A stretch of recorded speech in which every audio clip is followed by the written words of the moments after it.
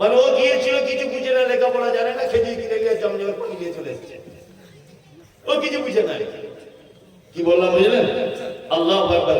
আল্লাহ তুমি আমাদের সকলকে সঠিক বোঝা তৌফিক দান করো, আমিন আমিন।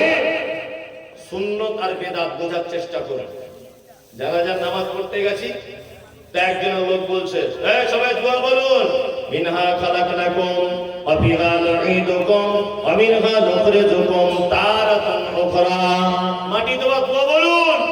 আমি তখন বলে দিয়েছি, একজনও বলবেন না বিসমিল্লাহ বলে মাটি দিন। একজন চাচা বলছে, তুমি কোন মৌলভী সাহেব, হ্যাঁ কিছু বুঝো? বলে চাচা আমি বুঝি না, তুমি বুঝো? তুমি কোন মাদ্রাসায় পড়েছিলে চাচা? বলছে মাদ্রাসায় পড়িনি, তবে এটা তো কোরআনের আয়াত, বললি ক্ষতি কি? আমাকে বলছে বললে ক্ষতি কি? আমি যে বোকা কথা করে, তুমি বুঝো কোরআনের আয়াত বলে যে সব জায়গায় বলা যাবে তার কোনো প্রমাণ আছে? আছে নাই? ফেরাউন এর নামটা খারাপ না ভালো? খারাপ, তাই না? তো এটা তো কোরআন মাজিদে আছে না নেই? তুমি তোমার বেটার নাম রাখো, ফেরাউনটা রাখো। আবু লাহাব নামটা ভালো না খারাপ? খারাপ। তো তুমি তোমার বেটার নাম রাখো, ওটা তো কোরআন মাজিদেই আছে, রাখো। তো বলছে না রাখা যাবে না। কেন রাখা যাবে না? বলছে খারাপ। তার মানে কোরআনেই যে সব শব্দগুলোই যে ভালো, কিছু যে খারাপ মানুষের জন্য ব্যবহার হয়েছে, সব জ্ঞান তোমার আছে? তা বলছে না। তাহলে তুমি মিহা খারাপ এরকম বলতে এলে কেন? কোরআনের আয়াত বলে বলতে এসছো? বলছে হ্যাঁ। তাহলে একটা কাজ করো, রুকুতে গিয়ে কি দোয়া বলে বলো? বলছে সুবহান রাব্বিয়াল আযীম। তাহলে এক কাজ করো চাচা, সুবহান রাব্বিয়াল আযীমটা বাদ দিয়ে তুমি এইটা আজ থেকে করো, ইন্না আতাইনাকাল কাউসার ফাসাল্লি লিরাব্বিকা ওয়ানহার ইন্না শানিয়াকা হুয়াল আবতার। এই দোয়াটা সূরাটা বলবে। বলছি না, নামাজ হবে না। কেন? সুবহান রাব্বিয়াল আযীম তো ওর থেকে তো কোরআনে আয়াত একটা বলে দিলাম, সূরা, ওটার থেকে এটা বেশি ভালো না? বেশি ভালো। তার মানে বোঝা যায় যেখানে সেখানে যে কোনো দোয়া বলা যাবে না, প্রমাণ থাকতে হবে মুহাম্মদ সাল্লাল্লাহু আলাইহি ওয়াসাল্লাম ওটা করেছিলেন কি না। যদি করে থাকে তাহলে করুন, যদি না করে থাকে তাহলে বর্জন করুন। চলুন এবার পৃথিবীতে যত জিনিস আছে প্রেম বা ভালোবাসা, আমরা কোন কোন জিনিসের থেকে নবী মুহাম্মদ সাল্লাল্লাহু আলাইহি ওয়াসাল্লামকে বেশি ভালোবাসবো, একটা সিরিয়াল আল্লাহ তাআলা কোরআন মাজিদে দিয়েছেন। আর পৃথিবীর যত ভালোবাসার জিনিস সব ভালোবাসাকে এক জায়গায় করে দিয়েছেন। আল্লাহ বলেন, কুল ইন কানা আবাউকুম, সারা পৃথিবীতে যত মহব্বতের জিনিস আছে, টাকা পয়সা, গাড়ি বাড়ি, বিবি বাল বাচ্চা, যা কিছু আছে, আল্লাহ তাআলা সর্বপ্রথম ভালোবাসার জিনিস হিসাবে বেছে নিয়েছেন আবাউকুম। বেটারা শুনে রেখে দাও, পৃথিবীতে সব থেকে মহব্বতের জিনিস তোমার আব্বার মা। সব থেকে মহব্বতের জিনিস কে? আব্বা। গতকাল জলসা করলাম, ওই জায়গাটার নাম জালালপুর, মালদা। সোশ্যাল মিডিয়াতে এটা দেখবেন। রবিউল আছে, এটা রবিউল বসে আছে, জ্যান্ত মানুষ সাক্ষী।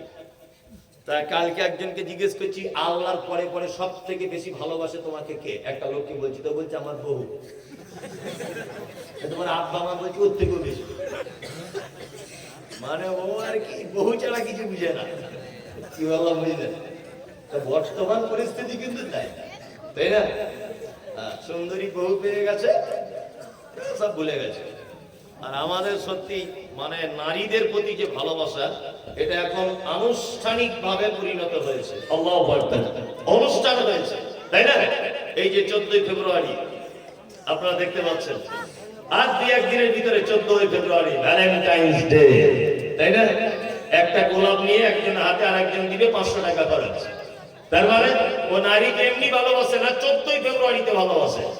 আল্লাহু আকবার। এটা একটা বিদেশের মানুষদের রীতিনীতি, মুসলিম ঘরে পর্যন্ত পৌঁছে গেছে, যায়নি? যায়নি। এর ইতিহাস হচ্ছে এই যে 200 খ্রিস্টাব্দে রোমানের বাদশা একটা বিল পাস করেছিলেন। রোমান খ্রিস্টানদের বাদশা, তিনি একটা বিল পাস করেছিলেন পার্লামেন্টে 200 খ্রিস্টাব্দে। বিল পাস করেছিলেন, রোমানের কোন যুবক ছেলে বিবাহ করতে পারবে না, কারণ বিবাহ করলে সে তার স্ত্রীর সঙ্গে সেক্স করলে শারীরিক দিক দিয়ে দুর্বলতা হয়ে যাবে, যুদ্ধতে কাজ করতে পারবে না, যুদ্ধতে লড়াই করতে পারবে না। ওই জন্য 3 বছর যাবত রোমানে তখনকার দিনে 200 খ্রিস্টাব্দের যুবকদের বিবাহ বন্ধ ছিল। এর বিরুদ্ধে প্রতিবাদ করেছিলেন সাহসী যুবক, তার নাম হচ্ছে ভ্যালেন্টাইন, তার নাম, যুবকের নাম। তিনি প্রতিবাদ করেছিলেন, রোমান সম্রাট, তোমার এই আইনকে 10 পয়সা দাম দিই না, কারণ যুবক যদি বিবাহই করতে না পারে তাহলে কিন্তু যুবক এক পর্যায়ে নিজেকে হারিয়ে ফেলবে। সেক্স ক্ষমতা যদি তার প্রয়োগ করতে না পারে নারীর সঙ্গে, এক পর্যায়ে সে তার নারী পুরুষ হিসাবে মানে যৌন চাহিদা মেটানোর জন্য সে তার মায়ের সঙ্গে, বোনের সঙ্গে পর্যন্ত খারাপ কাজে লিপ্ত হবে। তিনি এই প্রতিবাদ করেছিলেন বলে 14ই ফেব্রুয়ারি ভোর 5টার দিকে রোমানের সম্রাট তাকে ফাঁসির কাস্টে ঝুলিয়ে ফাঁসি দিয়েছিলেন। সেই ছেলেটার নামে আজ 14ই ফেব্রুয়ারি বর্তমান বাজারে বিরাজ করেছে প্রেম আর ভালোবাসার দিবস হিসাবে। এটা একটা নোংরা নীতি। কলকাতার অজস্র পার্কে, মালদার পার্কে, বিভিন্ন ধুলিয়ানের পার্কে, বিভিন্ন জায়গাতে নারী পুরুষ একাকার হয়ে এই বেহায়া দিবস মুসলিম ছেলেমেয়েরা পর্যন্ত পালন করে, করে না? মুসলিমরা পর্যন্ত পালন করে। মুহাম্মদ সাল্লাল্লাহু আলাইহি ওয়াসাল্লাম বলেছেন, মান তাশাব্বা বিকওমিন ফাহুয়া মিনহু। কোন জাতি যদি কোন জাতির অনুসরণ করে নিশ্চয়ই কিয়ামত সেই জাতির সাথে তার হবে। কি বললাম বুঝলেন? 14ই ফেব্রুয়ারির জন্য যে সমস্ত যুবক ভাইয়েরা প্রস্তুতি গ্রহণ করছেন, আপনাদের কাছে বিনীত অনুরোধ, আপনার পক্ষে নারীকে সম্মান জানাবার নির্দিষ্ট কোন টাইম, নির্দিষ্ট কোন নিয়ম নীতি আল্লাহ বা হযরত মুহাম্মদ সাল্লাল্লাহু আলাইহি ওয়াসাল্লামের পক্ষ থেকে কোন আদেশ নেই। 14ই ফেব্রুয়ারি ইহুদি খ্রিস্টানদের তৈরি করা দিন, এই দিনে আমরা মুসলিমরা কখনোই সাপোর্ট করতে পারি না, কখনোই সাপোর্ট করবেন না। আর একটা কথা বলে রাখছি, শুনে রেখে দেন, 14ই ফেব্রুয়ারিতে আপনার মেয়েটা, আপনার যুবক ছেলেটাকে বাড়ি থেকে দয়া করে বার হতে দিবেন না, আটকে রাখার চেষ্টা করেন। ও আপনাকে বলবে যে আজকে স্কুলে প্রোগ্রাম আছে, স্কুলে কিছুই নেই, ও মিছে কথা। ও বড় স্কুলে গিয়ে বসে থাকবে। ও বলবে হয়তো প্রাইভেটের মাস্টারের কাছে আজকে পড়া আছে, আদৌ পড়া নেই, অন্য জায়গায় পড়বে। এটা হতে পারে, পারে কি পারে না? যাদের বাড়িতে ছেলে মেয়ে আছে একটু আটকে রাখার চেষ্টা করুন। চলুন, নারীকে আমরা আনুষ্ঠানিকভাবে 14ই ফেব্রুয়ারিতে সম্মান দিব না। নারী আমাদের কাছে সব সময় সম্মানের জিনিস, তাই না? মুহাম্মদ সাল্লাল্লাহু আলাইহি ওয়াসাল্লাম তিনি কি বলেছেন?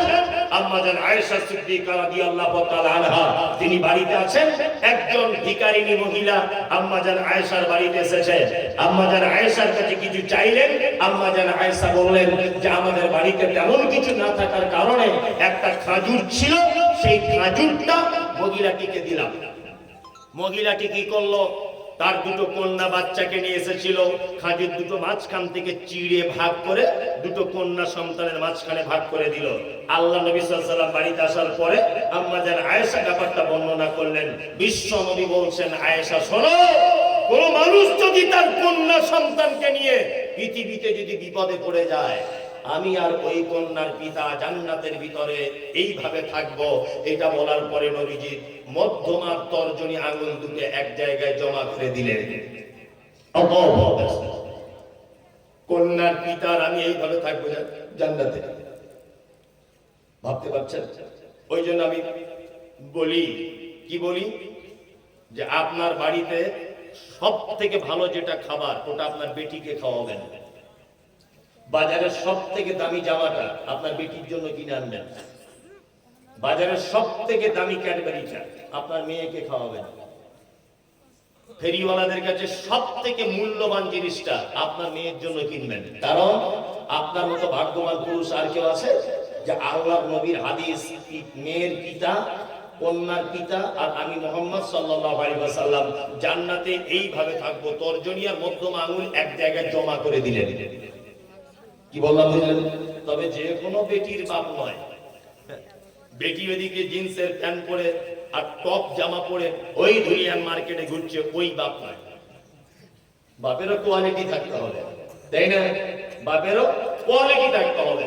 মেয়েটা দিনদারিতা থাকবে, তার ভিতরে ফরজগারিতা থাকবে, আল্লাহ ভীতি থাকবে, তাকওয়া থাকবে তার ভিতরে অন্তরে, তাকে আল্লাহর দিকে বারবার মানে নিয়ে যাওয়ার চেষ্টা করতে হবে বাপকে।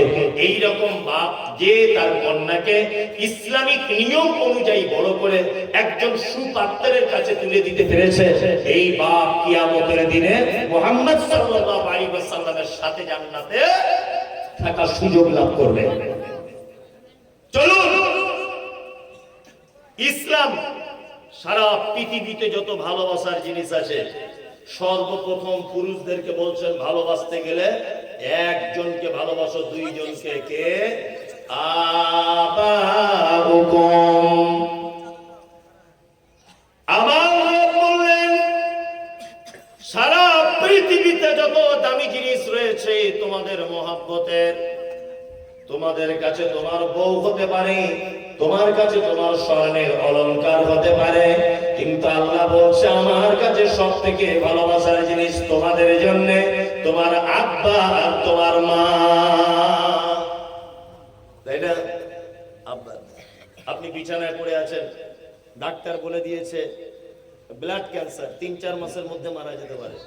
আপনার স্ত্রী এটা কানে ঢুকেছে, আমার স্বামী মারা যাবে, দেখবেন ও আস্তে আস্তে আপনার সেবা যত্ন কমিয়ে দিবে, আর ফোনে ফোনে অন্য জায়গায় কট লাইন জুড়ে দিবে যে তুমি তো আর থাকছো না, তোমার পাল্লায় থেকে আল্লাহ কি করবো, আমারও তো রাস্তা দেখতে হবে। হচ্ছে কি করছে না? করছে। আপনি 10 বছর বিছানায় পড়ে থাকুন, আপনাদের গ্রামে একটা মা কোনোদিন রাতের অন্ধকারে হাতটা তুলে বলবে আল্লাহ আমার বেটাকে তুমি তুলে নাও? বলবে না। আপনার পায়খানা পরিষ্কার করবে, আপনার পেচ্ছাপ পরিষ্কার করবে, আপনার গোসল করিয়ে দিবে, আপনি খাবেন না জোর করে খাওয়াবে, তবু আল্লাহর কাছে বলবে আল্লাহ আমার বেটাকে তুমি ভালো করে দাও। বলবে না? বলবে। আর তুমি মাত্র 2 মাস বাড়ির বাইরে ছিলে, এসে দেখছো ঘরের বউ নাই, কি ব্যাপার? বলছে ভেগে গেছে, কোথায় খুঁজে পাওয়া যায় না। হচ্ছে কি হচ্ছে না? হচ্ছে। আল্লাহু আকবার। চলুন, পিতামাতার সঙ্গে সৎ ব্যবহার করবেন। শুধু পিতামাতার সঙ্গে সৎ ব্যবহার না, আল্লাহ যেখানে আব্বা মায়ের কথা বলেছেন, আল্লাহ নিজে সেখানে ব্যাখ্যা বিশ্লেষণ এবং নিজে তাফসীর করেছেন। আল্লাহ তাআলা বলছেন কি? ইয়াসআলুনাকা মাযা ইউনফিকুন কুল মা আনফাকতুম মিন খাইরিন ফালিল ওয়ালিদাইন ওয়াল আকরাবিন ওয়াল ইয়াতামা ওয়াল মাসাকিন ওয়া বনিস সাবিল ওয়া মা তাফআলু মিন খাইরিন ফাইন্নাল্লাহা বিহি আলীম। বিশ্ব নবীকে জিজ্ঞাসা করা হচ্ছে, নবী আপনি বলুন সারা পৃথিবীতে আমরা যত জায়গায় দান করি, যত জায়গায় সাদকা করি, যত জায়গায় খরচা করি, উত্তম খরচা করার জায়গা কোনটা? আপনাকে জিজ্ঞাসা করা হলে আপনি বলবেন মসজিদে, আপনি বলবেন মাদ্রাসাতে, আপনি বলবেন ঈদগাহে, কিন্তু আল্লাহ বলছেন কুল, নবী আপনি প্রশ্নকারীদের বলুন মা আনফাকতুম মিন খাইরিন ফালিল ওয়ালিদাইন। একটা সন্তান পৃথিবীতে যত খাদে টাকা ব্যয় করে, আল্লাহ বলছে সেটা আব্বা মায়ের জন্য যে টাকাটা খরচা করে, এটা হচ্ছে পৃথিবীর শ্রেষ্ঠ খরচা করার জায়গা, শ্রেষ্ঠ খরচা করার জায়গা। কোন মাদ্রাসায় দান করে জান্নাত যেতে চাইছেন? কোন মসজিদে দান করে জান্নাত যেতে চাইছেন? কেন 5 লাখ টাকা খরচা করে হজ করে জান্নাত যেতে চাইছেন, অথচ আপনার আব্বা মা আপনার কাছে সেবা যত্ন পায় না? কিসের জান্নাত? রাসূল সাল্লাল্লাহু আলাইহি ওয়াসাল্লাম বলেছেন হুমা জান্নাতুকা ওয়া নারুকা, তোমার মায়ের কাছেই তোমার জান্নাত, তোমার মায়ের কাছেই তোমার জাহান্নাম। কাজে নাই, টাকা হয়েছে বলে 4-5 বার ওমরা করতে যাচ্ছে। চাচা যাচ্ছে কোথায়? বলছি এবার আবার নিয়ত করেছি। মানে ওর একটা ধারণা যে মক্কা মদিনাতে মনে হয় জান্নাত পড়ে আছে, ওর একটা ধারণা। কি দরকার? বাড়িতে বসে আপনার মায়ের শীতের দিনে একটু কম্বলের পাশে বসে বসে মায়ের সঙ্গে 2-4টে কথা বলা যায় না? তোমার মা পৌষ মাসের কনকনে শীতে ঠকঠক করে কাঁপছিল, একটা মোজা কিনে দেওয়া যায় না? তোমার মায়ের মাথার তেল নেই, 4 ভাই আছো, একদম যুবক, 4 ভাই মিলে একটা তেলের বোতল কিনে দেওয়া যায় না? তোমার মা এখনো সে পুরাতন দিনের ইমাম সাহেবের মতো 15 দিন করে সিস্টেমে, পাড়া সিস্টেমে ভাত খায়, তোমার লজ্জা করে না? জান্নাত যেতে চাইছে, সস্তায় জান্নাত। চলুন, পৃথিবীতে আব্বা মা প্রথম নম্বরে ভালোবাসো। দ্বিতীয় কে? আবাউকুম ওয়া আবনাউকুম দ্বিতীয় ভালোবাসার জিনিস হলো তোমার বেটা। বেটা হচ্ছে ভালোবাসার জিনিস, ভালোবাসা না? তাই বলে বেটা হয়েছে বলে বগল বাজাবেন না, যেন আপনার অনেক দায়িত্ব আছে।